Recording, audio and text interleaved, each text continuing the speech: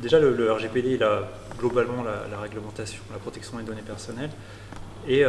potentiellement une forme d'éthique déjà dès l'origine du numérique finalement, puisque dès 1978, l'idée était que justement tout système informatique de création de fichiers ne devait pas en aucun cas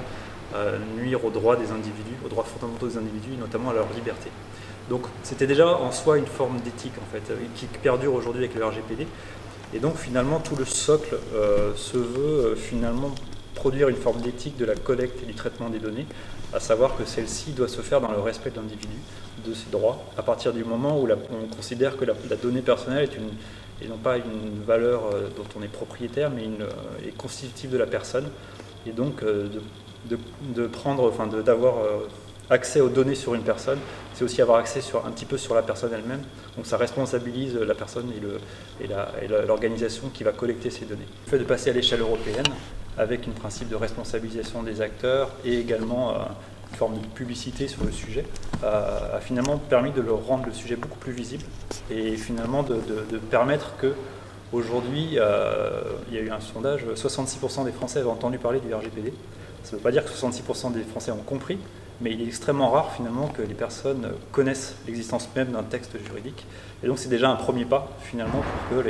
tant les individus prennent conscience de leurs droits que les organisations prennent conscience de leurs responsabilités. Donc en soi déjà ça répond à une forme de réponse à cette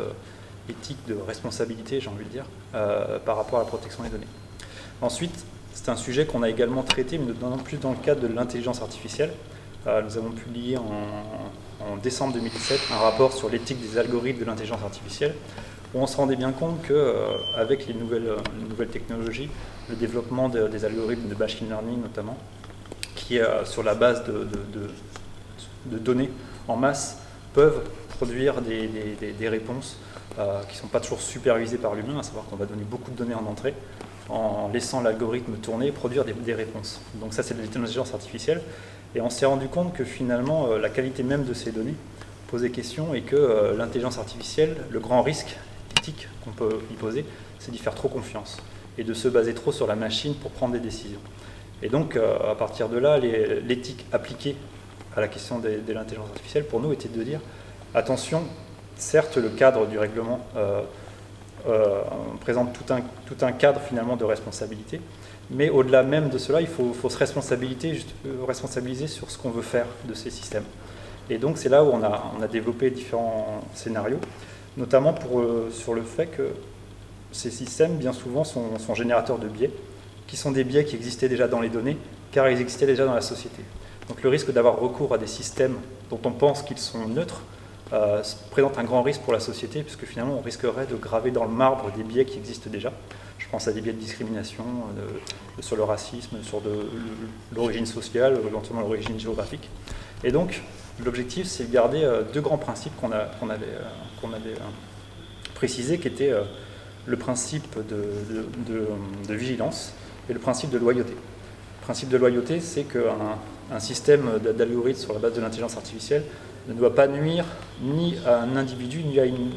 un collectif d'individus, sur la base de leur appartenance, c'est-à-dire qu'il ne faut pas que ce système trahisse finalement la personne. Donc on doit être assez vigilant sur ce point, loyal sur ce point. Et le principe de vigilance, c'est de dire que l'autre grand risque autour de ces systèmes, c'est de penser que la machine, encore une fois,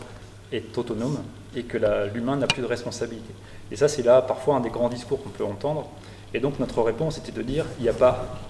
une responsabilité, mais il y a une chaîne de responsabilité. Et donc l'éthique sur ce type de sujet, c'est justement de penser la chaîne de responsabilité sur l'ensemble,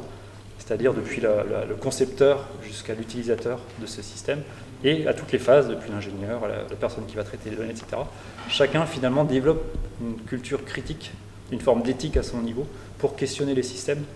sur toute la chaîne. Donc il ne s'agit pas de dire que le système en soi est mauvais, mais que l'éthique, aujourd'hui, c'est pas le fait d'une assemblée un petit peu hors sol qui déciderait de ce qu'est l'éthique, mais dans le cas de l'éthique sur nos sujets, qui est une éthique plus appliquée, finalement c'est tous les maillons de la chaîne qu'il faut éduquer à une forme d'éthique, une forme de distance critique vis-à-vis des outils, pour finalement être certain qu'à tous les moments on garde la main pour essayer de le corriger le cas échéant. Donc c'est comme ça que nous on voit l'éthique au niveau de l'intelligence artificielle, qui s'inscrit dans un cadre règlement européen qui déjà quand même poser le cas d'une forme d'éthique vis-à-vis de la collecte des données.